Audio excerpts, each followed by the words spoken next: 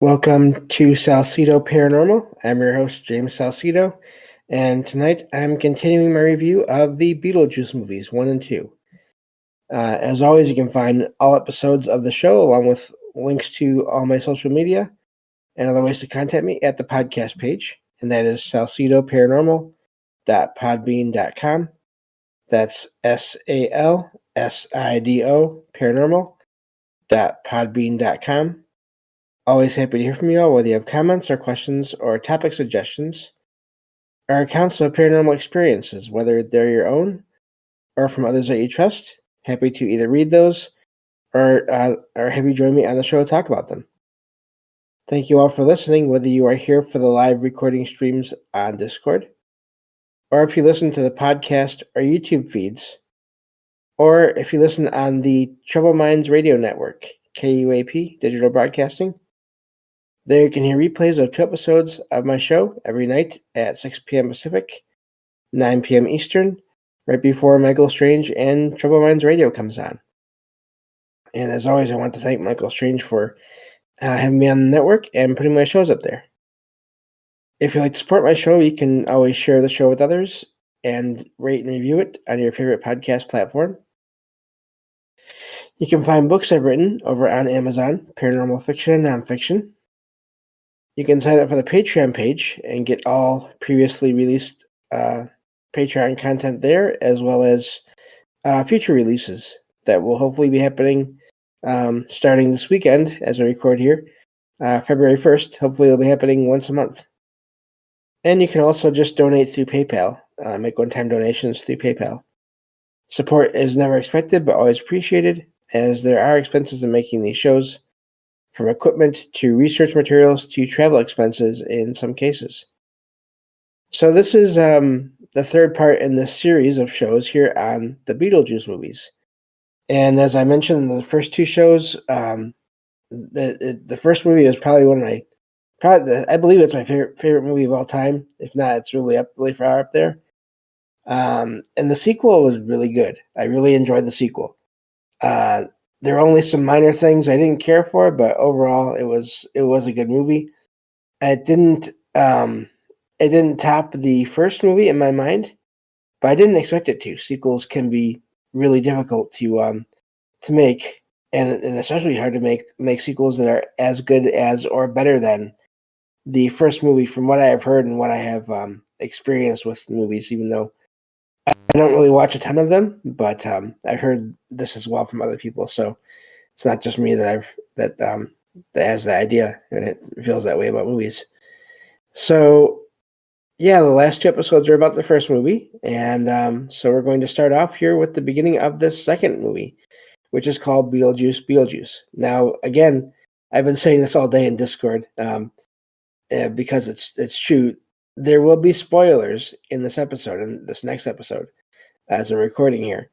These shows will be about the plot and concepts of this movie. So, obviously, I won't get through every detail, but there will be a lot of the movie covered in these shows. So, fair warning again, anyone that listens to these shows, if you want to see the movie without spoilers, you might want to stop if you're listening to this and go and take care of that before you listen to these episodes. And they'll have the title of the movie and a spoiler warning in them as well in the episode description. So hopefully that'll work for everyone. But if you're interested in this, and either you're not going to see the movie for whatever reason, or you don't mind spoilers, this is where we're going to cover that second movie. So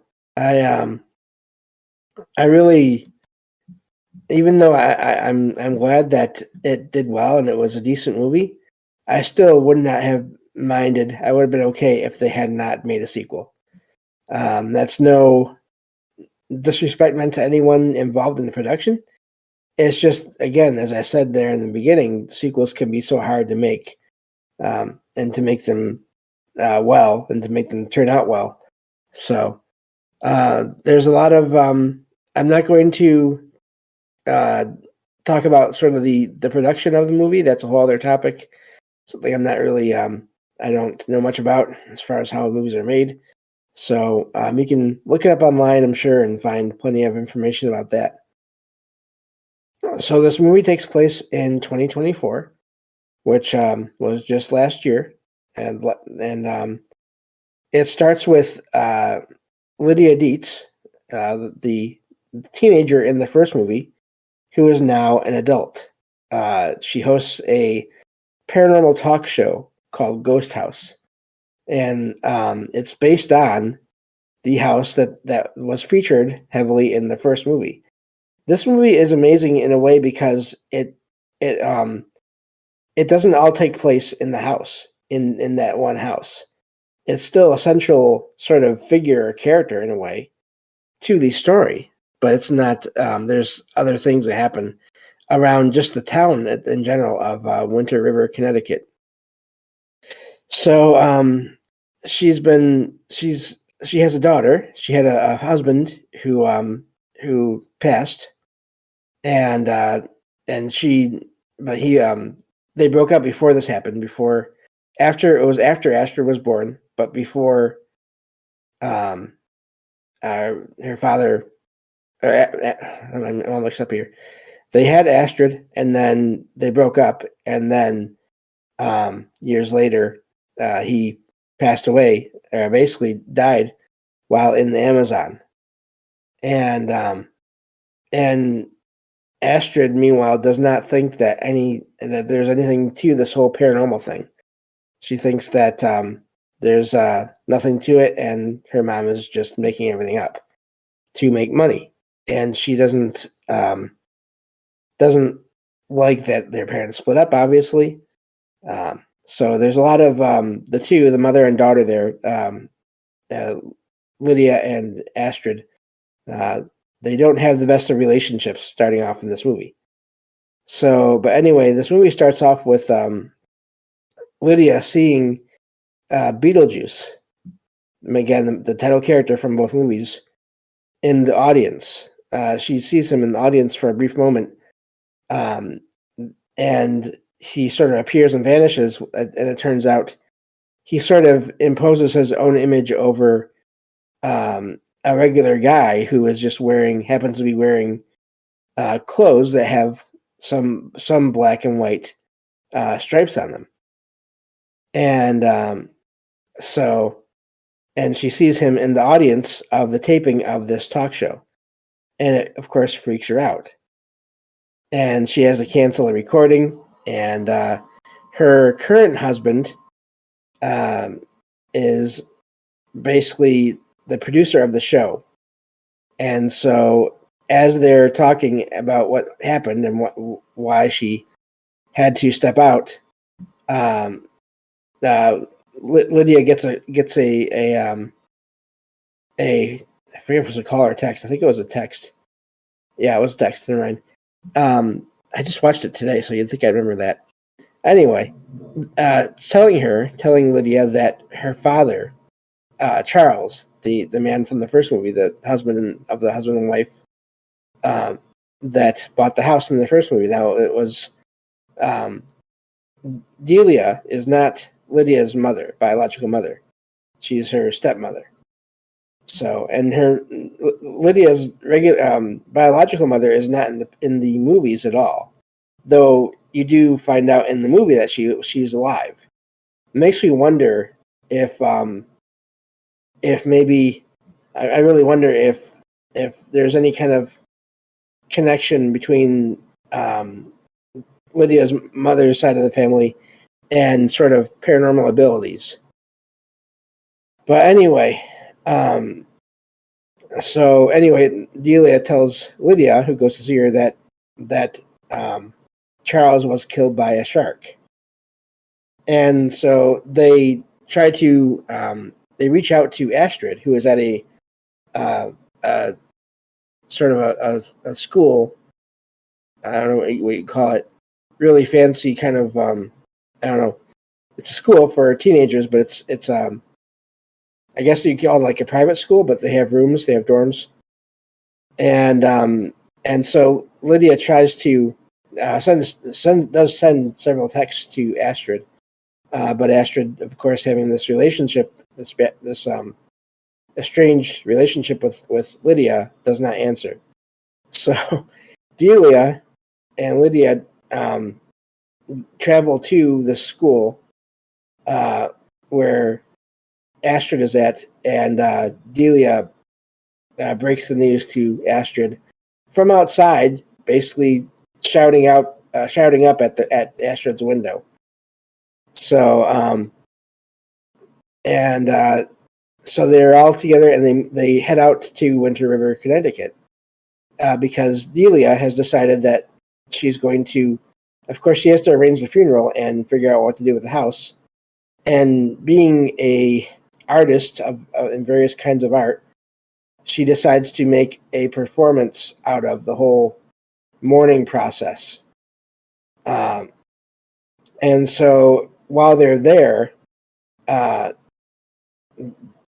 arranging the funeral and everything, Rory, the Lydia's husband at this point, or not husband, I'm sorry. They're not husband and wife yet. They are together, but they're not actually married yet. He does ask her to marry him on Halloween in the front of this funeral gathering that is going on with the family. And so Lydia agrees, and Astrid is just not happy at all about any of this. And so she leaves the house. She takes a bike. Turns out it was Lydia's old bike, and takes a drive through town. And she's not paying attention, so she almost there's a whole sort of an action scene of her going through the town and almost being hit by vehicles and almost running into pedestrians. And she ends up crashing to a fence of a property and landing in a backyard, and stopping right near a tree where there is a teenage boy up in the tree who sees all this. And they start to talk, and so they end up sort of Astrid tells Jeremy, the boy, Jeremy Fraser, about her mom and her family and everything, and about the house that they're staying in, which of course now is famous as being the house that inspired Lydia's TV show. So that's really the first part here. And that's all just other than Beetlejuice sort of appearing to Lydia here and there every so often. That's where the movie shifts to the netherworld, the other side. It's not really clear where that's at, if it is some sort of, if it is all underground. And now that I'm thinking about it, I wonder if that's what it's supposed to be, because I don't think you ever really see a sky in that world. It's all in buildings. It's all enclosed, it looks like, at least as far as I can tell. So I'm wondering, because I've been wondering since watching the second movie and today and before even, where is the world supposed to be? Is it in another dimension? Is it in the same dimension but somehow hidden from everyone? And there really is no clear answer, easy answer. But the second movie here really expands on that netherworld, the other side, sort of that, or at least that netherworld is sort of a midpoint for spirits after they pass and before they go to wherever they are going to move on to, in sort of their regular or the rest of their afterlife. And we'll get to more of that here as we go through. But yeah, so that's the first part of the movie that really takes place in the world of the living. And so yeah, and now the neat thing about this is when Astrid, I forgot there's a part here that's kind of important. She meets Jeremy. See, I might be skipping ahead now. This is the only problem with sort of using a document to go by. If I skip around too much, I might be going out of order. So anyway, so the movie then goes to let me see, Beetlejuice, who is now the manager of an afterlife call center, and it has all of his employees are sort of victims of magic. It's sort of never really said, but one of the characters appears to be the man with the shrunken head in the first movie, and that was the victim of magic or some kind of potion that was used on him by another man who was in the waiting room in that movie, who appeared to be able to have this ability to make potions that would shrink the heads of others.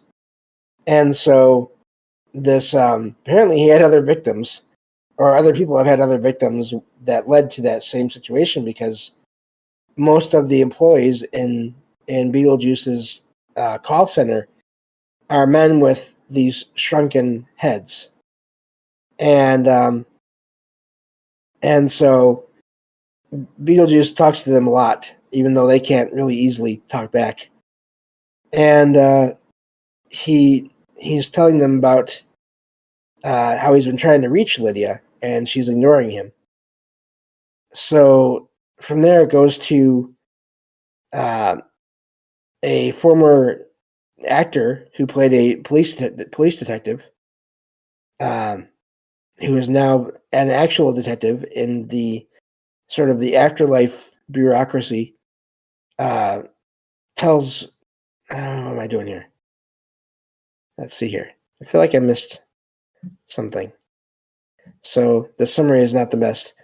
So really, there's a part before this that is important, and it's in the beginning part of the movie, roughly in the same area. You see a janitor, and he's working in this area with all kinds of boxes and supplies and everything, and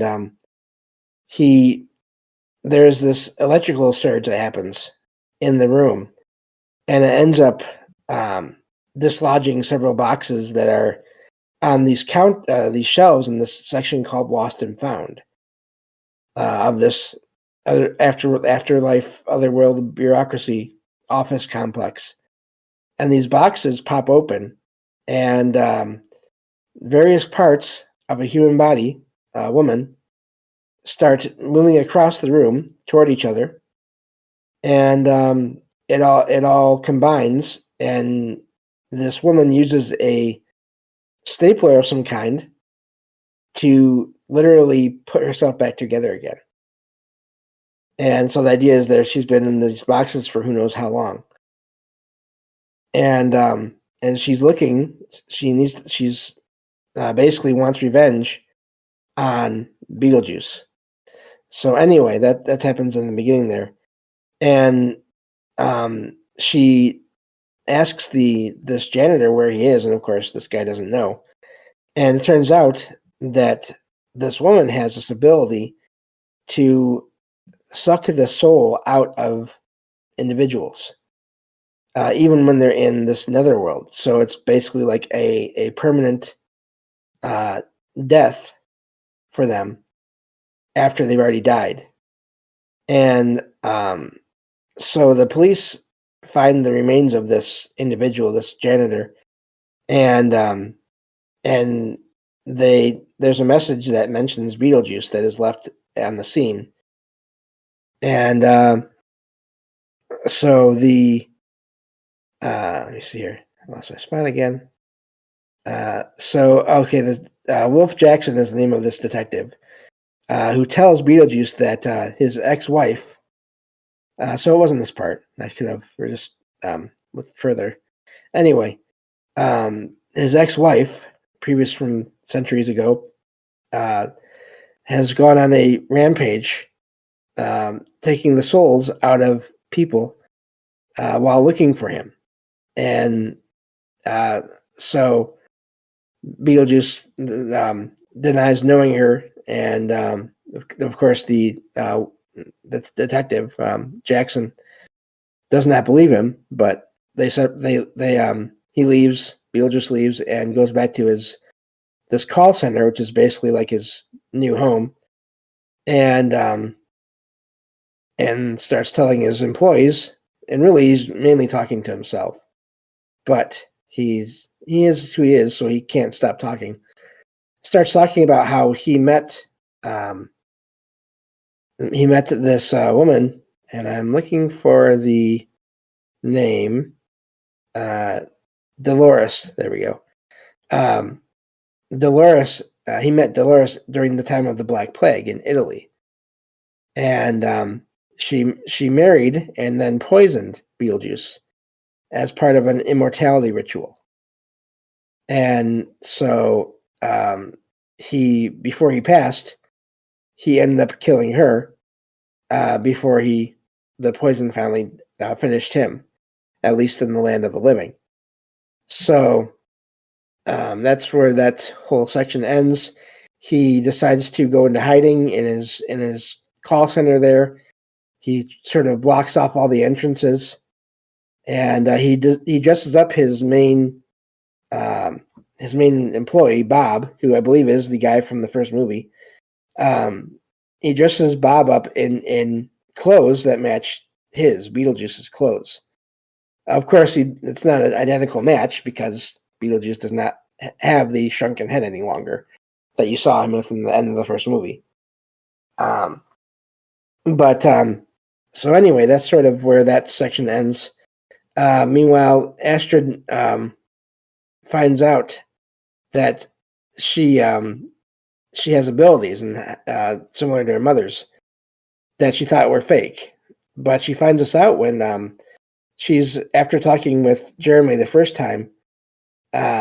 He and visiting his house and everything, and going inside the house, even though his parents were there, and they did not try to find out who was with him or anything. They are able to go up to his room and they just talk. And she sees a book that is familiar to anyone that watched the first movie, the Handbook for the Recently Deceased. And she notices a lot of records, actual vinyl records, and older items, and asks where he get all these things, and he said basically record sales. He took her to on Halloween. So the and there's a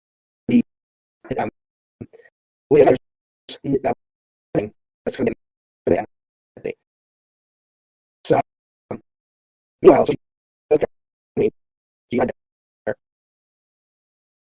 and Lydia have gone upstairs to first they're upstairs in the house, the ghost house supposedly, or as it's called, and